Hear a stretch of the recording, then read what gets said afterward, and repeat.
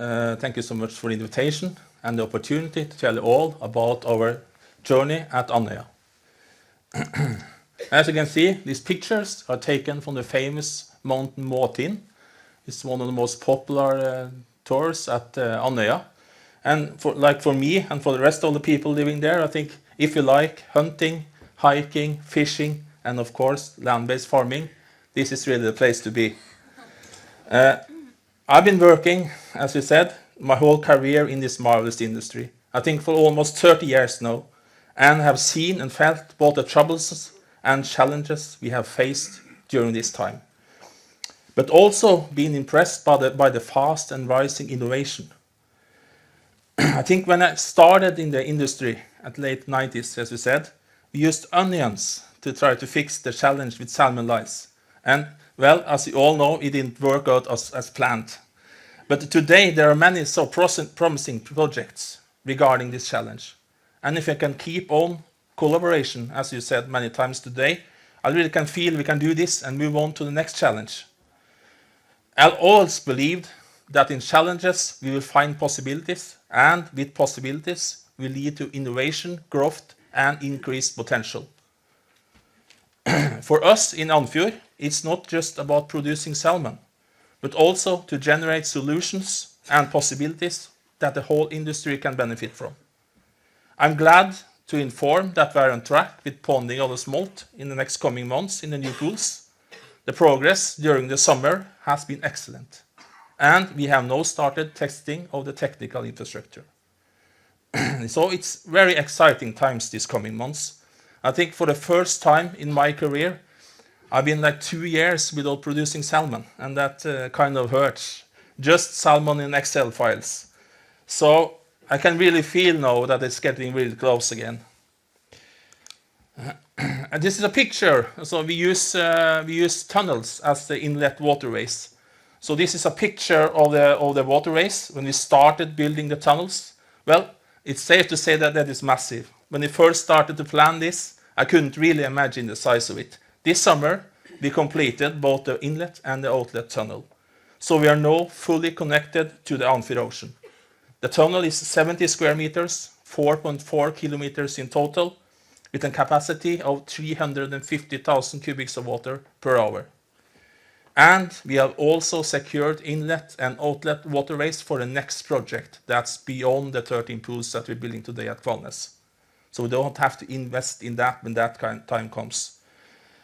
And theoretically, turnover of time of 30 minutes per pool with that capacity.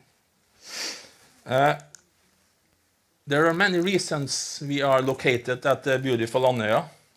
So is that one of the reasons is that this is the place in Norway that is closest to the Gulf Stream.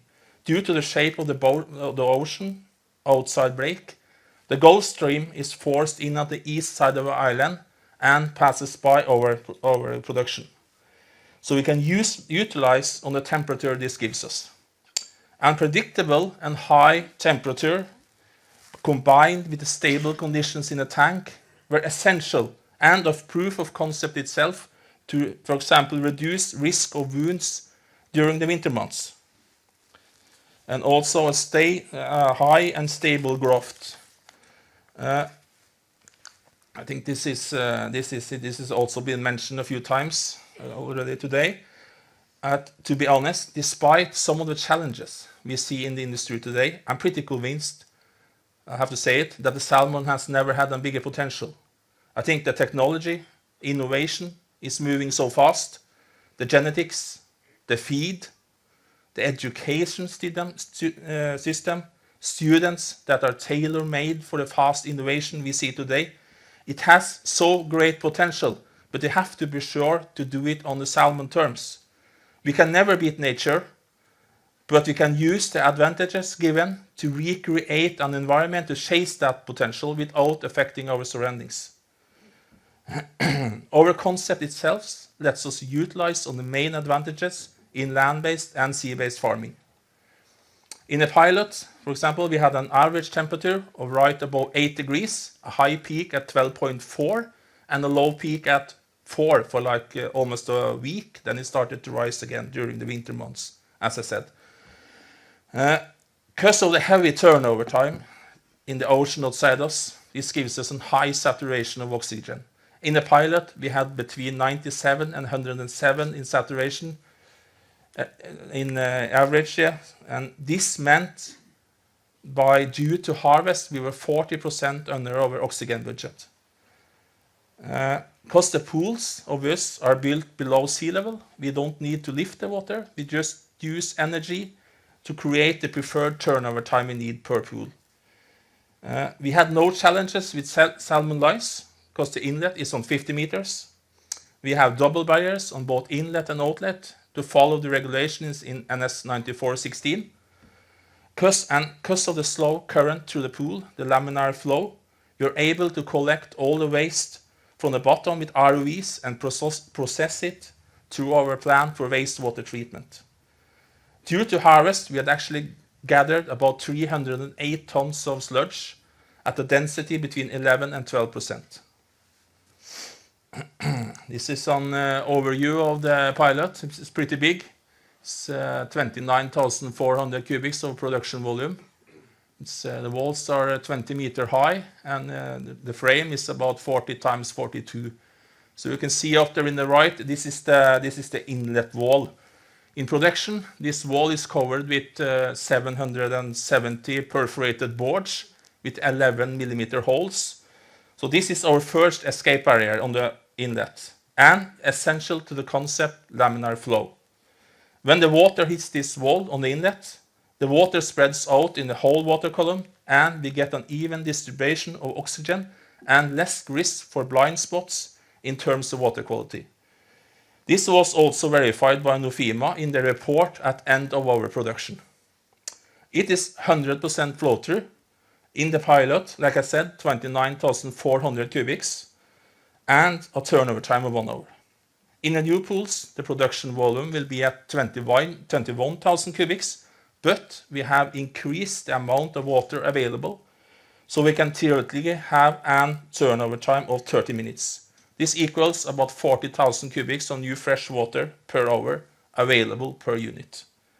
The pilot was built in composite, but the new pools will be in concrete with an outer layer of ultra-high performance concrete as the main layer against the fish, instead of coating.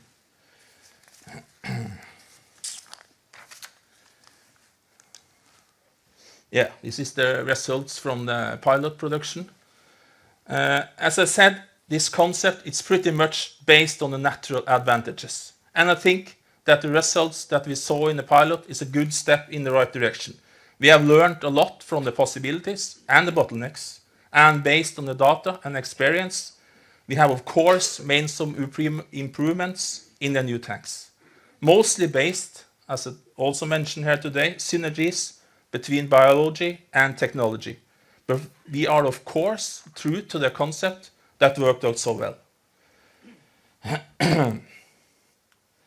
A survival rate at 97.5.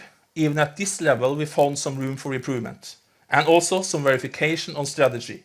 I think what we learned the most from here was the effect of the light regime and distribution of light in the tank, and of course, the effect of a less stressful environment for the salmon itself.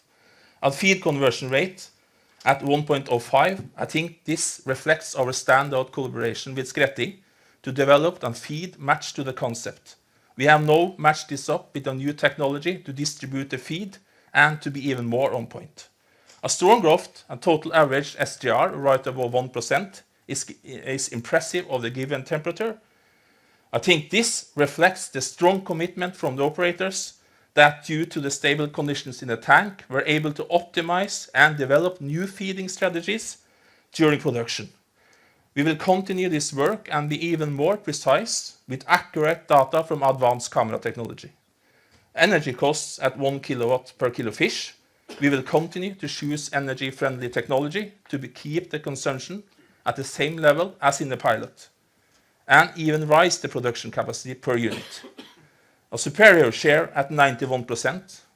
We will continue to use camera technology to monitor fish welfare and to be on point due to harvest. An optimized transport system that will give us a gentle way on transporting the fish between tanks and of course in and out of the wellboats. This is an animation of the new waterways and walk to the inlet and outlet system. Like I said, 4.4 kilometers in total of tunnels. As you can see, the Gulf Stream passing nearby, so we can utilize on the temperature. Everything is of course built below sea level. Intake at 50 meters. We have combined shafts for inlet and outlet, but it's important to mention that each tank is a standalone biological unit, so no contamination between tanks on site. We use the laminar slow speed through the unit, about 1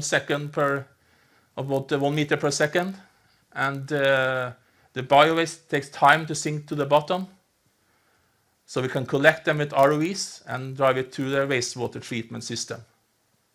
And then it's led out on the outlet tunnel back to the sea at 70 meters. I think I said 1 meter, I said 1 centimeter per second. That's quite a difference. Yeah. So, and of course, everything built below sea level to save energy. So it's quite unique, and it's really starting to take shape now at Kvalnes. Yeah. As I said, it's a combination of biology and technology. I've always been fond of that. I think the main goal for us will always be to reduce risk and build volume. As simple as that. I think with this land-based segment, we were given a new set of cards, and if we play this the right way, this could be really good. That we can recreate the perfect conditions that the salmon thrives in at sea. We have always believed that the solutions we find in nature can be combined with technology to create the best possible environment. The biggest challenge today will be the complexity to find the balance in synergies between production strategy, biology, technology to utilize on this potential. The production and turnover in land-based farming is extremely fast, and we need hands-on data for fast decision making at any given time. Through a wide spec of sensors, as I said, advanced camera technology, hands-on operators, we collect valuable data to analyze, as I said, to verify, to optimize and make changes in strategy when needed. Not just general decision making, but also interaction with the technical suppliers. Of course, many learning points for operators to get a better understanding of the biology, and of course, development of the concept. We have developed a model to analyze emissions on a daily basis to be sure that we are on track due to the standing regulations, and of course, to be innovative in terms of wastewater treatment. On top of this, we have started an interesting cooperation with a bright and rising company that uses advanced AI to optimize our production based on data from the biology and general inputs that is crucial and tailor-made for decision making in the land-based segment. And of course, the concept itself.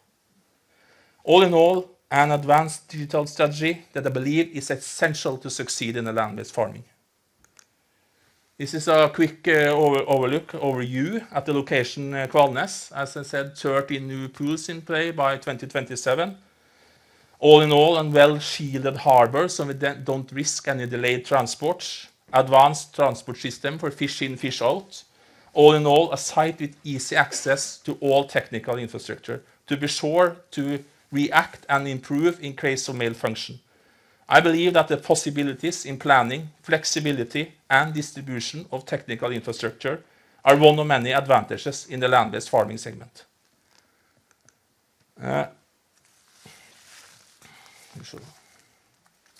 Yes. As I said about reducing risks and to be innovative on the salmon terms, together with our technical supplier Seaflow, we have developed an advanced transport system. This system will give us full flexibility to move fish between all tanks.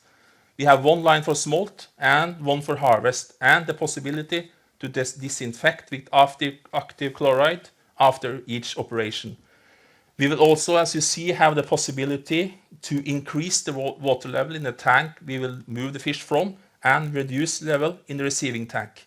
So we can move the fish with no gravity and with gravity and no use of fish pumps. A more gentle way of moving fish, better fish welfare, and of course decreased loss of growth after each operation. Yes. I will round off with a roadmap to the production capacity and when the new pools come into play. So we see by 2027 we have a full build-out location at Kvalnes, and we can start to build against the production target at 23,700 tons. It's safe to say that the whole organization can really feel it's getting close now. All the hard work, all the challenges, all the bottlenecks we have conquered over the last couple of years finally reaches a magical milestone. I guess I can speak for the whole organization that we really can't wait to see that wellboat finally arrive at Kvalnes. Thank you so much for your attention.